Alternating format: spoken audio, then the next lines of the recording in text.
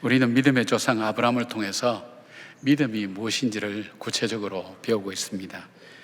그래서 지난주에는 믿음이 우리 삶에 어떤 영향을 미치는가, 사라의 죽음을 통해서 우리가 그 내용들을 살펴보았습니다.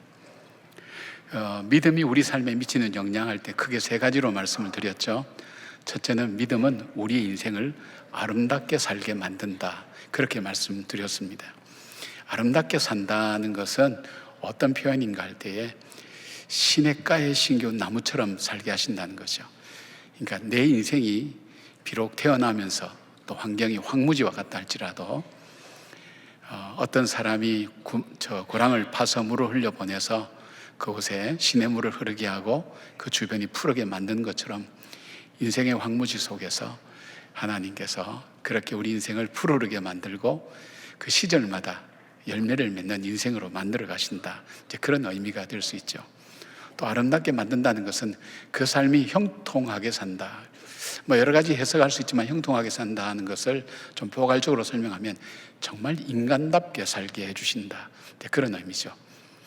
돈이 많다고 지식이 많다고 사람이 인간답게 사는 건 아니죠. 여러분, 우리가 살면서 저는 머리에 든 것도 많은데 참 인간 이하로 살고 있다, 가진 것도 많은데 인간 이하로 살고 있다, 그런 사람들을 많이 보지 않습니까? 그러나 가진 것이 없어도, 배운 것이 없어도 정말 사람답게 살 수 있다는 것, 그건 정말 축복 중에 축복이죠. 그리고 또 하나 볼 수 있는 아름다운 인생이라는 것은 헛된 인생 살지 않도록 하나님께서 하신다는 겁니다. 실컷 열심히 살았는데, 잘 산다고 하는데 나중에 살고 보면 내 인생이 헛되게 살았다, 이 땅을 떠날 때 후회도 소용없을 바로 그때에 난 인생 헛되게 살았구나, 그런 사람들 많이 보거든요. 그렇게 살도록 하지 않겠다는 거예요. 이것이 아름다운 인생, 하나님의 이 믿음으로 사는 사람에게 주는 하나님의 축복이라고 그랬죠. 그리고 크게 두 번째 믿음으로 사는 사람의 축복은 절망과 슬픔 가운데서 일어설 수 있는 힘을 주신다 그랬죠. 우리는 이 세상 살면서 절망하지 않고 살 수는 없습니다. 또 시련과 어려움이 없을 수도 없습니다. 때로는 거기에서 주저앉고 슬픔에 젖을 수밖에 없지만 우리를 다시 일으켜 세워주시고 우리로 하여금 용기를 내어서 새롭게 시작할 수 있는 힘이 바로 이 믿음에 있다고 그렇게 말씀을 나누었습니다. 그리고 세 번째, 이 믿음을 가진 사람은 어떤 사람이냐면 자기 인생의 아름다운 유산을 남기는 삶을 살게 만든다는 것입니다.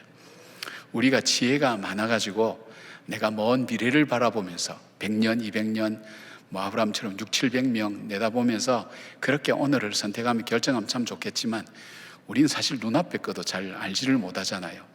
5분 앞의 일도 알지를 못하는데, 그런데 하나님께서 이 믿음을 따라 살면 하나님께서는 오늘 내가 선택하고 결정하는 일이 정말 아름다운 유산이 되어서 후손들이 그 삶의 방향을 잡고 방황하지 않고 따라올 수 있는 그런 인생으로 사는 거죠.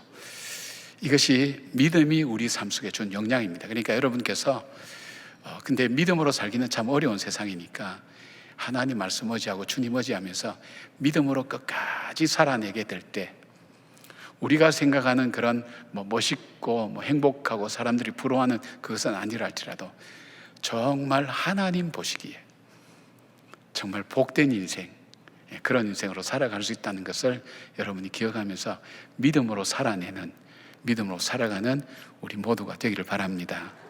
오늘 본문은 이삭의 결혼 문제를 다루고 있습니다. 67절이라는 긴 이 여정의 이야기를 통해서 우리에게 주시고자 하는 메시지가 있습니다.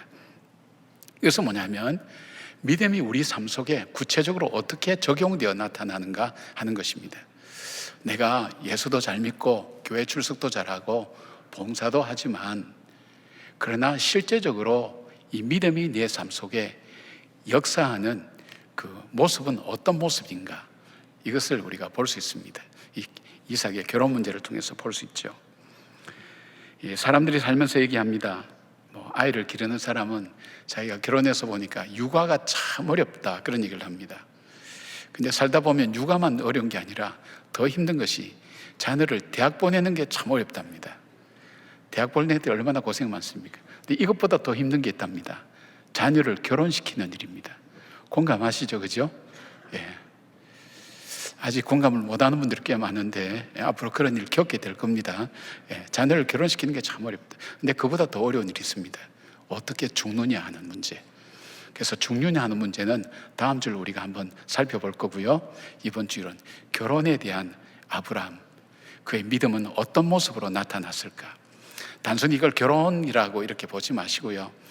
가장 중요한 일을 내가 살아야, 결정해야 될 때 내 믿음은 어떻게 나타나는가 하는 그런 면에서 생각하면서 여러분이 각자 지금 겪고 있는 큰 일, 큰 문제 앞에 나는 어떻게 해야 믿음으로 이 문제를 풀어갈 수 있을까? 그런 마음을 가지고 이 아브라함의 이야기를 우리가 따라갈 수 있었으면 좋겠습니다. 자, 믿음의 시작은 어떻게 이루어지는가? 믿음의 시작은 하나님의 언약을 삶의 우선순위를 둘 때 믿음의 삶이 시작됩니다. 우리가 모든 일에 만사에 믿음으로 살아갈 수는 없습니다. 우리는 연약해서 내 생각과 내 뜻과 내 지식으로 살아갈 때도 있고요, 내 욕망으로도 살아갈 때가 있습니다. 그러나 중요한 일을 앞두고 내가 정말 믿음으로 살아야 되겠다고 결심한다면 내가 하나님의 언약의 말씀을 내가 이 모든 것의 우선순위를 정해놓고 시작하게 될 때 그때 믿음이라는 것이 시작되는 것입니다. 그렇지 않으면 어떤 걸까요?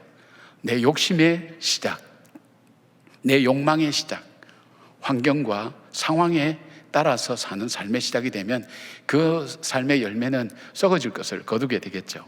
그런데 이 믿음의 시작은 바로 내 삶의 우선순위가 하나님께 있다.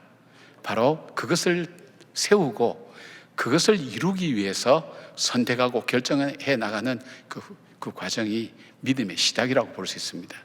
그러니까 여러분이 예수를 믿고 신앙생활을 잘한다 할지라도 그냥 우리가 살아온 대로 살게 되는데 한번 의식을 딱 해서 이 문제는 내가 믿음으로 한번 시작해 봐야 되겠다.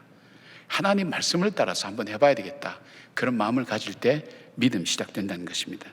그러면 오늘 이 아브라함은 이 이삭의 이 결혼 문제를 어떻게 다루는가 하는 것을 우리가 찾아보면서 우리의 교훈을 얻으려고 합니다.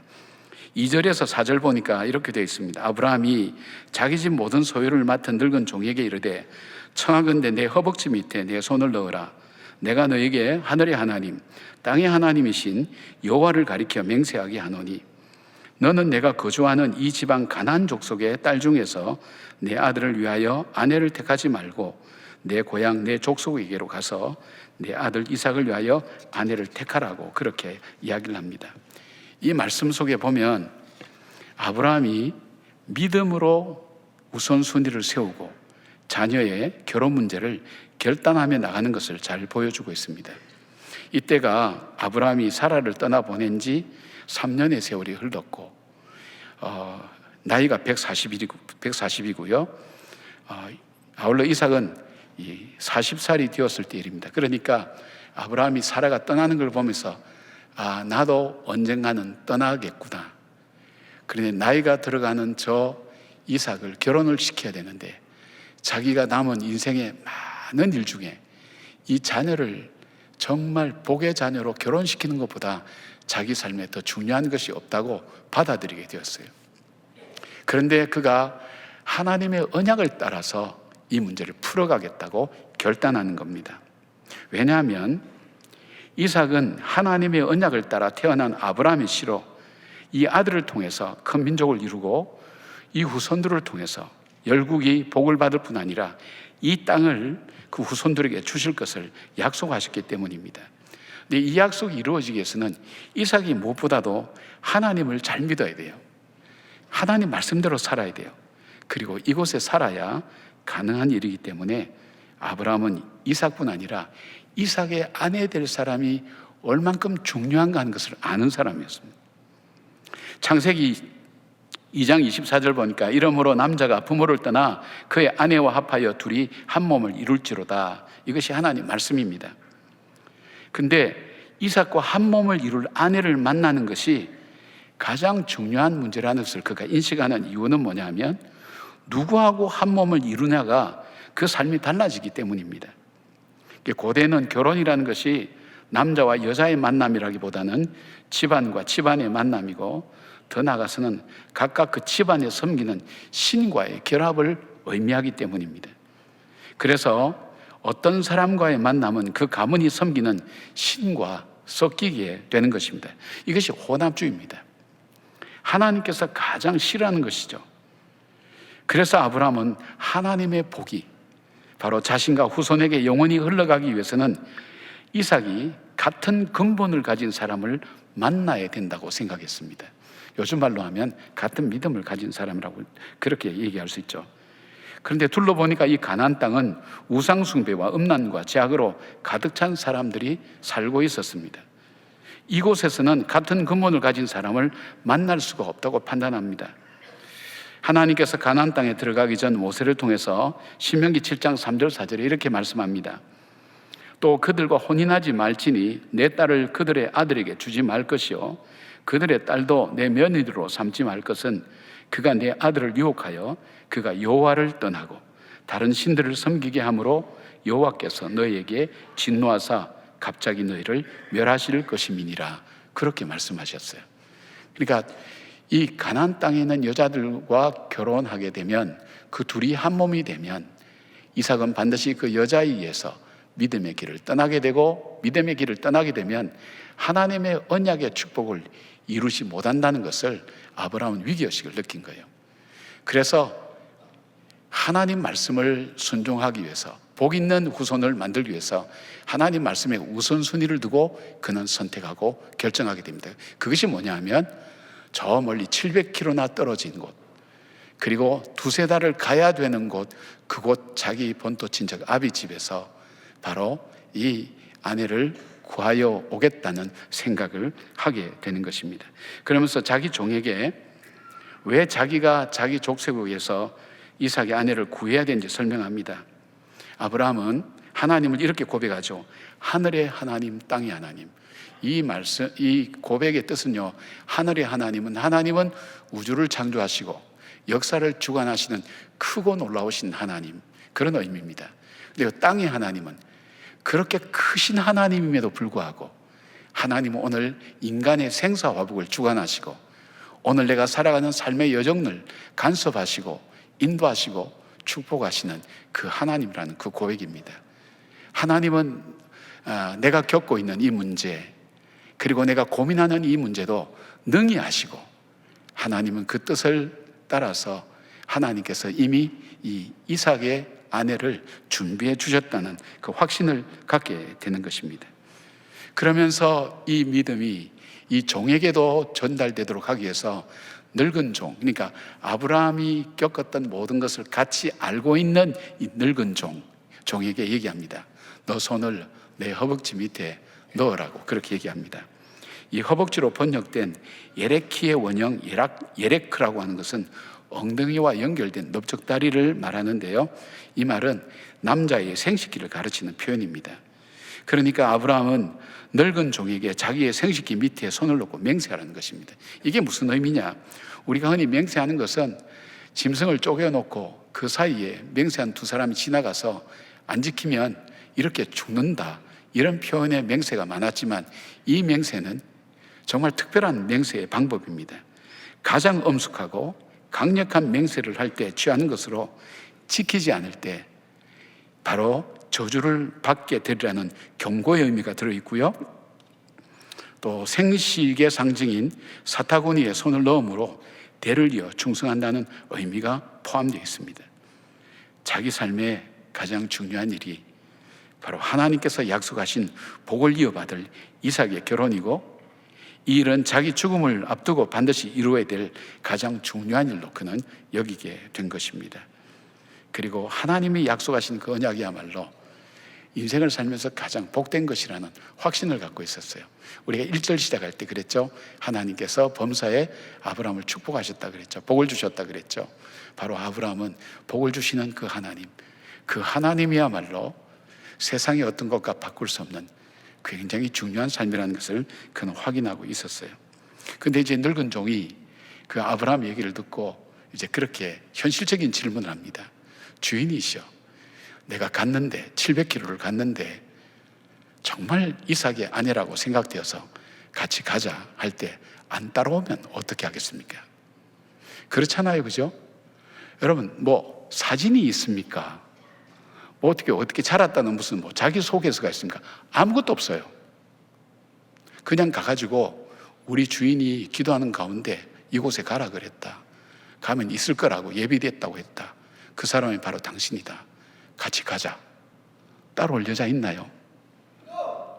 그렇죠. 네. 그건 여자가 아니니까 잘 모르겠죠. 없어요. 그렇죠. 그러니까 어떻게 여자가 오지 않겠다고 하면 어떻게 하겠습니까? 그럴 때에 이 아브라함 얘기합니다. 오지 않겠다고 하면 데려오지 말고 또 이를 위해서 내 아들을 데리고 가지 마라. 왜냐하면 이렇게 되면 너는 이 맹세에서 자유롭다. 왜냐하면 바로 이곳에 와야, 바로 이곳 하나님이 약속하신 이 땅에 와야 하나님 뜻이 이루어진다고 그렇게 이야기를 합니다. 그리고 7절에 이렇게 얘기하죠. 하늘의 하나님 여호와께서 나를 내 아버지의 집과 내 고향 땅에서 떠나게 하시고 내게 말씀하시며 내게 맹세하여 이르시기를 이 땅을 내 시에서 주리라 하셨으니 그가 그 사자를 너보다 앞서 보내실지라 내가 거기서 내 아들을 위하여 아내를 택할지니라. 그렇게 말씀하죠. 여러분, 내가 믿음으로 시작 안 하면 믿음의 삶이 시작이 안 됩니다. 내가 하나님 말씀을 우선순위로 세우고 그 말씀이 힘들고 지키기가 힘들고 어렵다 할지라도 하나님의 언약의 말씀을 따라서 내가 이 문제를 풀어가겠다 할 때 이때 믿음이 시작되는 겁니다. 그러니까 이게 참 중요하죠. 우리의 믿음의 시작은 우리가 뭐 그냥 주 안에서 살고 믿음 안에서 사니까 자한 믿음이 아니라 의식을 하셔야 돼요. 내가 하나님의 뜻에 그 뜻을 이루며 우선순위를 두겠다. 이렇게 될 때 믿음의 시작이 되어지는 겁니다. 그러면 두 번째로 이 믿음의 과정, 이루어지는 과정은 어떤 일들을 통해서 이루어지는가? 바로 언약을 따라서 기도하면서 순종할 때에 바로 이 믿음의 과정이 이루어지는 것을 보게 됩니다. 이삭의 아내를 만나는 과정은 철저히 하나님의 말씀에 대한 믿음과 기도와 순종으로 이루어지는 것이 이 67절까지의 내용이 계속 그 내용입니다. 현실과 경험과 환경을 따라 선택하는 것이 아니라 하나님의 약속을 따라 기도하고 그 말씀에 따라서 하나님의 인도함을 따라 선택하고 순종하는 행위를 하시게 될 때에 이 믿음의 프로세스, 과정이 시작되는 것입니다. 앞에서 말씀드린 대로 아브라함은 하나님에 대해서 하늘의 하나님, 땅의 하나님이라고 고백하죠. 자신이 만난 하나님은 창조주이시며 역사를 주관하신 분이시며 세상을 통치하신 분인 걸 믿습니다. 동시에 일상생활 속에서 발생하는 사소한 일에도 관여하시고 주관하시는 분인 것을 믿습니다. 그래서 이 늙은 종 앞에 하나님께서 먼저 예배해 주신 분인 것을 확신합니다.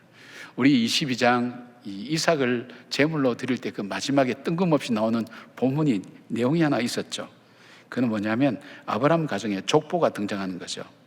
근데 이 족보 속에 나오는 이름이 하나 있었어요. 그 이름이 뭐냐면 리브가라는 이름이었어요. 그러니까 하나님은 여호와의 일의 하나님, 미리 준비하고 계신다는 것을 이 모세가 기록할 때 이것을 우리에게 알려주고 있는 것입니다.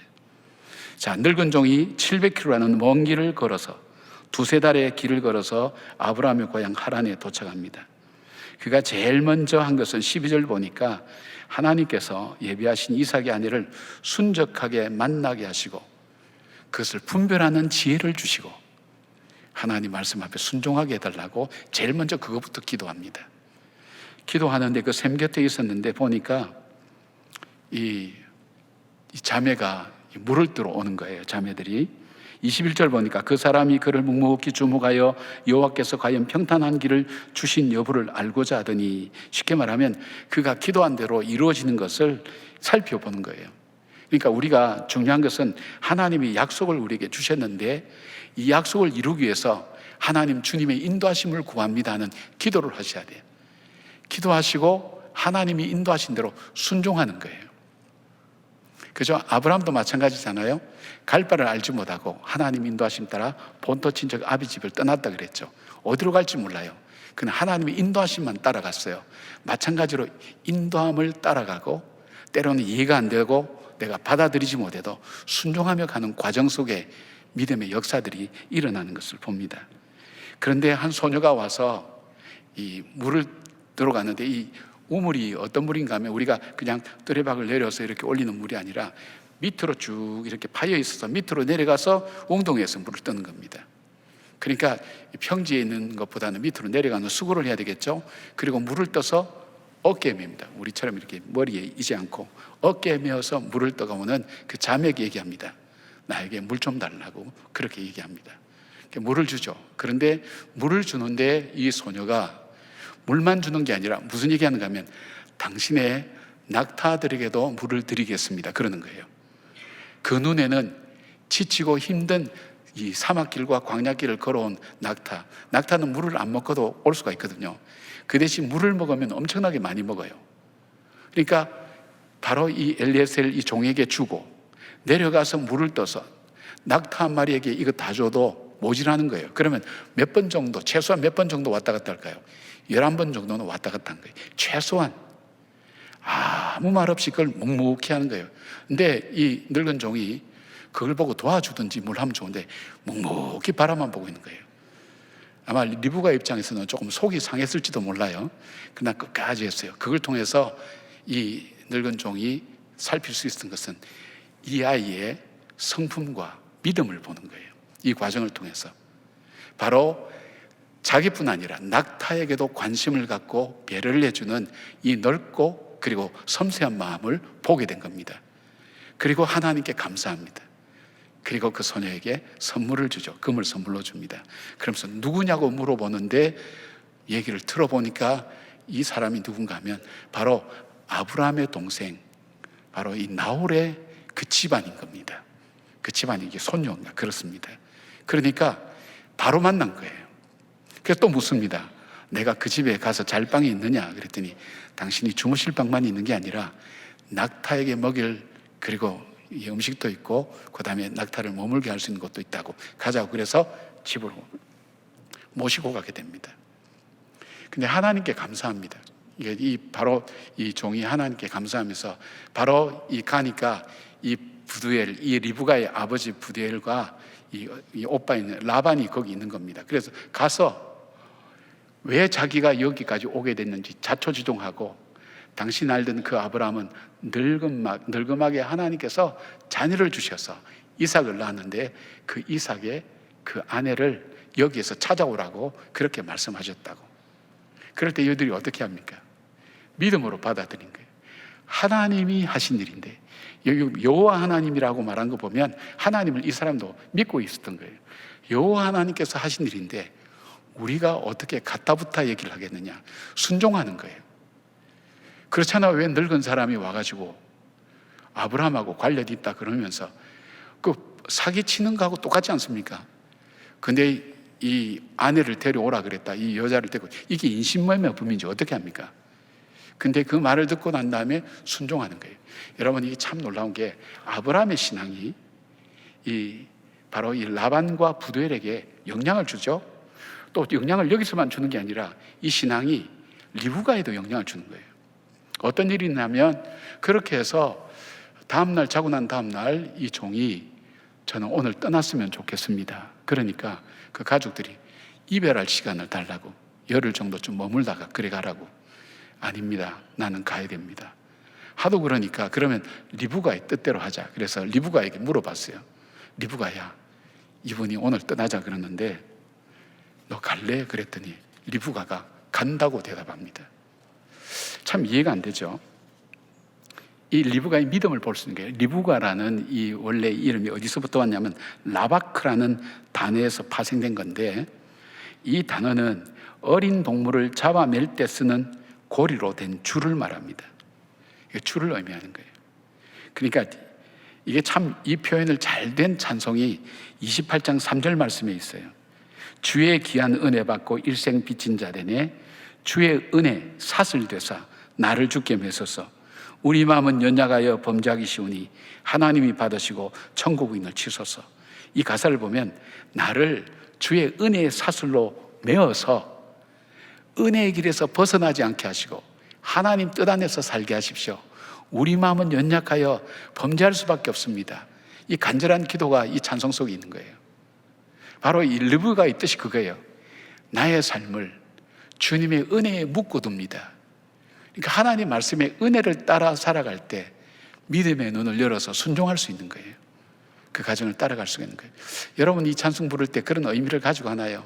하나님, 저는 마음이 참 약해서 자주 죄의 길로 가기도 하고 의심도 하고 안 믿어지기도 하고 포기도 하고 그렇게 하는데, 하나님 저를 은혜에, 그것도 아니에요, 사슬로 묶어서, 절대 끊어지지 않는 사슬로 묶어서 떨어지지 않도록 은혜 가운데 믿음으로 걸어갈 수 있도록 내 삶을 축복해 달라고.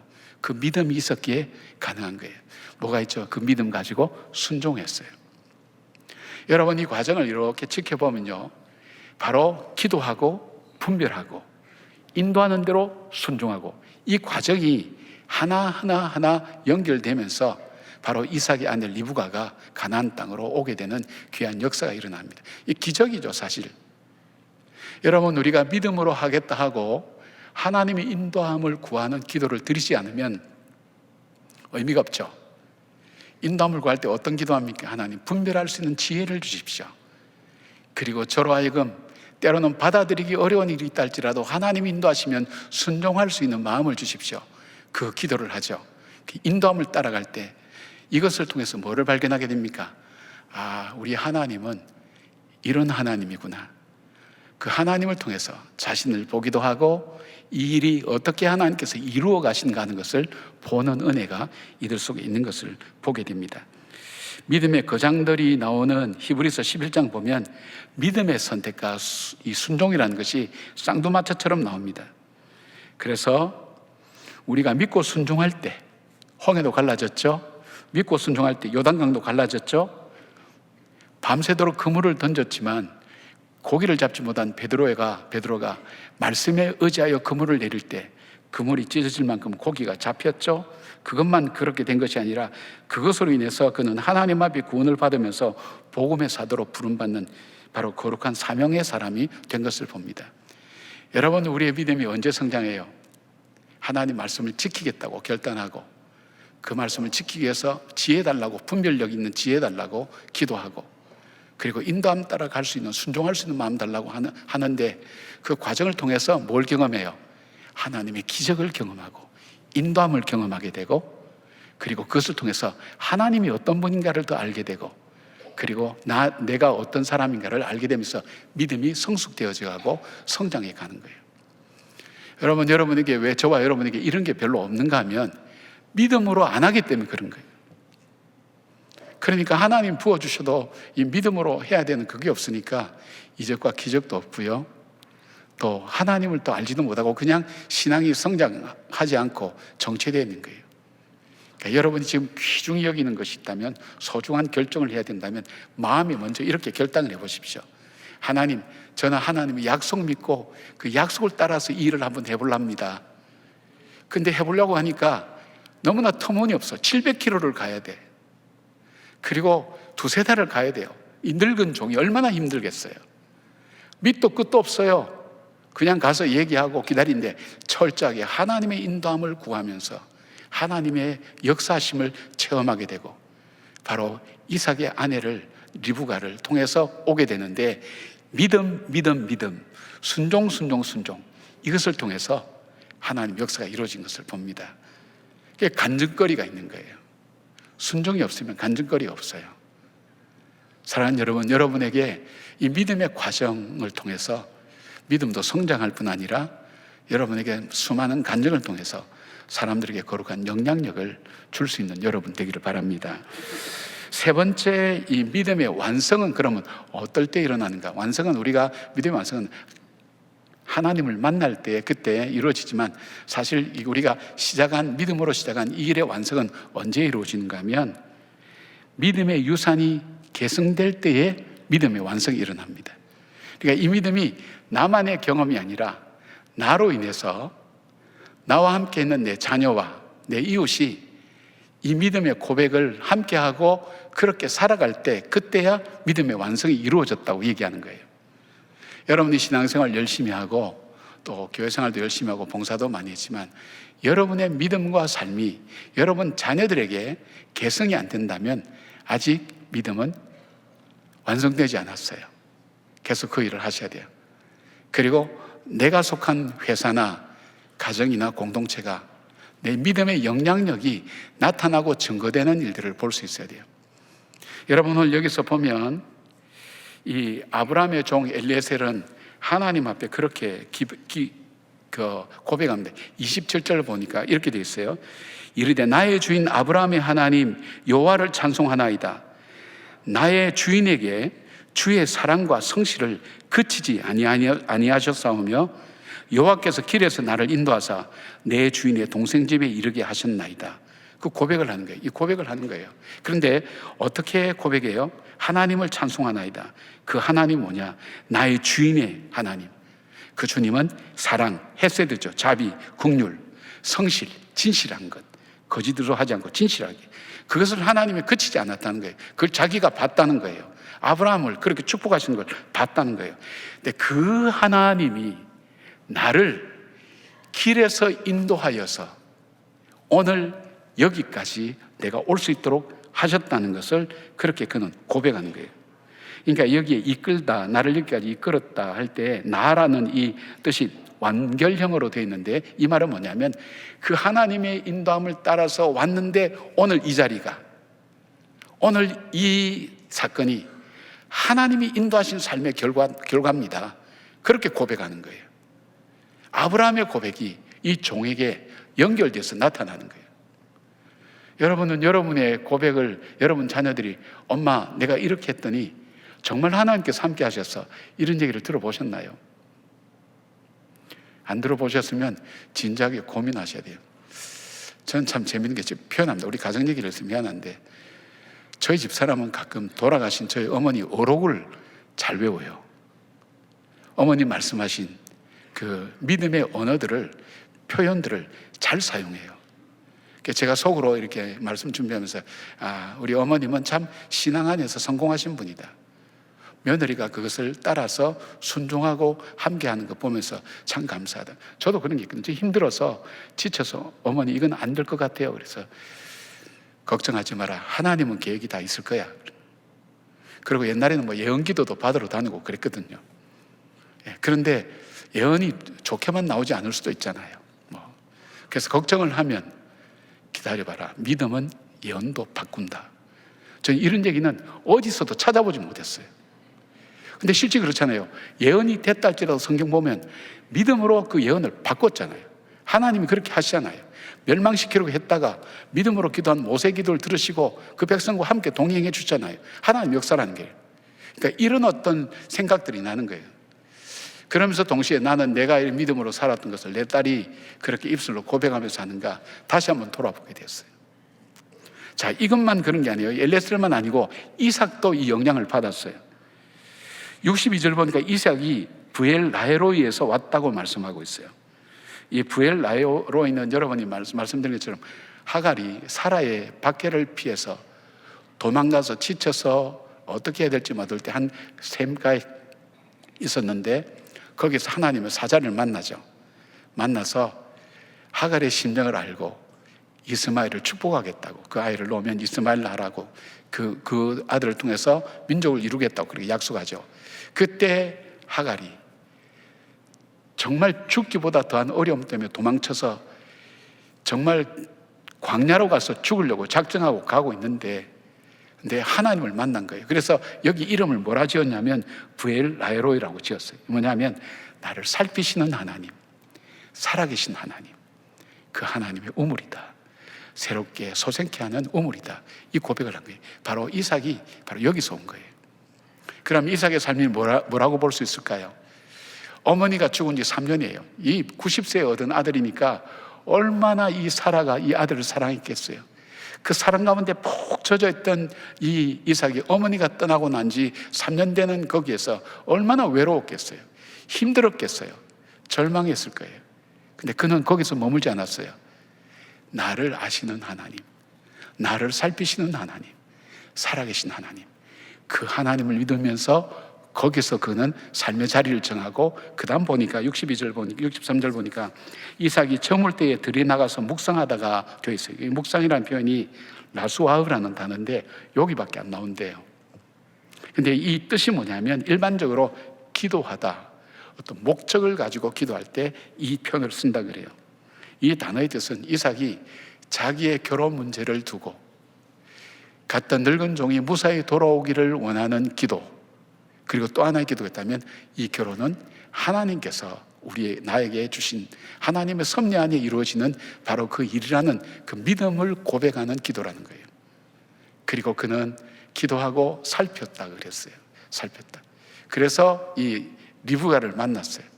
그리고 리브가를 만나서 그를 사랑함으로 인해서 그로 하여금 어머니가 떠난 이후에 처음으로 위로를 받았다 그랬어요. 여러분, 이 믿음의 영향력은 위로로 나타나는 겁니다. 응답으로 나타나는 겁니다. 저와 여러분의 자녀들 위해, 우리 후손들에게 내가 믿는 그 하나님의 믿음의 고백을 동일하게 드릴 수 있도록 전해주는 것, 그것이 바로 믿음의 완성입니다. 사랑하는 여러분, 이 이삭은요 참 재밌어요. 자기 아버지도 아내가 많아요. 자기 아들들도 많아요. 그러나 이삭만은 일부 다처제의 이 제도하에서 바로 리브가밖에는 아내가 없어요. 하나님이 주신 그 언약을 따라서 이 딸을 사랑하고 이 딸과 더불어 살아가는 삶을 보는 거예요. 사랑하는 여러분, 우리의 믿음이라는 것은 편안함을 구하는 건 아니에요. 우리가 편안함을 구하기 위해서 어떻게 해요? 돈도 벌고 지식도 있고 그 다음에 여러 가지 권력도 가지려고 하고, 이 다 편안함을 얻기 위해서 하는 거거든요. 근데 인생 자체가 흔들려요. 편안함이 있을 수가 없어요. 그러니까 이 편안하다고 하는 그 속에는 뭐가 있냐면 일말의 불안과 두려움이 그 속에 내재되어 있어요. 근데 우리가 구하는 건 뭐냐? 평안함이에요. 이 평안함은 하나님과의 관계 속에서 오는 거예요. 하나님과의 관계 속에서 오는, 이 관계 속에서 주는 하나님의 축복이 평안함으로 나타나는 거예요. 그러니까 평안함은 따라오는 거예요. 하나님과 관계 속에서. 이 믿음을 통해서 하나님 주신 평안함을 그렇게 보는 거예요. 사랑하는 여러분, 믿음이 우리의 삶 속에 구체적으로 나는 삶을 한번 적용하면서 이제 한번 살아보시면 좋겠어요. 내가 이번 일은 내가 믿음으로 한번 살아봐야 되겠어. 결정해야 되겠어. 내가 속상한 일, 이런 일도 많지만 믿음으로 내가 결단하고 한번 나가야 되겠어. 그런 마음을 딱 먹게 되면 그 다음에는 기도 시작하셔야 돼요. 그리고 하나님의 인도하심, 말하는 것도 생각하는 것도 내 마음대로 하는 것이 아니라 하나님이 인도해 가시는 대로 따라갈 때 하나님의 임재하심을 체험하게 되고 하나님의 능력도 체험하게 되고 하나님의 기적도 체험하는 그런 역사들이 누구를 만들어요? 나를 만드는 거예요. 하나님 앞에서. 그것이 믿음의 삶인 것입니다. 사랑하는 여러분, 여러분에게 믿음이 안에만 갇혀있는 믿음이 아니라 내 삶에만 갇혀있는 것이 아니라 생활과 일상생활을 통해서 나타나서 적용할 때에 정말 수없는 간증과 감사와 하나님께 찬송하는, 이 종이 찬송했던 것처럼 그런 하나님의 은혜와 평강이 넘치는 우리 성도들 되시기를 주님의 이름으로 축복합니다. 아멘. 기도하겠습니다. 하나님, 아브라함의 믿음을 배웁니다.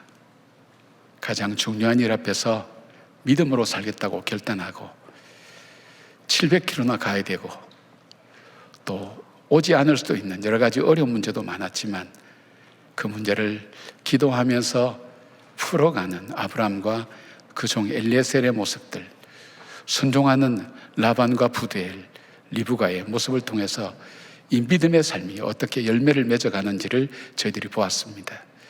주님, 우리가 이 믿음 안에서 살기를 원합니다. 우리 인생이 아름답게 하여 주시옵고 절망과 어둠에서 일어설 수 있는 힘과 용기를 주시옵고 그리고 하나님 주님의 말씀을 따라 살아가는 주의 자녀에게 베풀어 주신 하나님의 언약의 약속들이 우리의 삶을 통해 이루어지는, 그래서 참 복된 인생으로 사는 저희들 되게 하여 주시옵소서. 믿음의 능력이 늘 증거되고 나타나는 주의 살아있는 백성 되기를 간절히 원하옵고 예수님의 이름으로 축복하며 기도드리옵나이다. 아멘.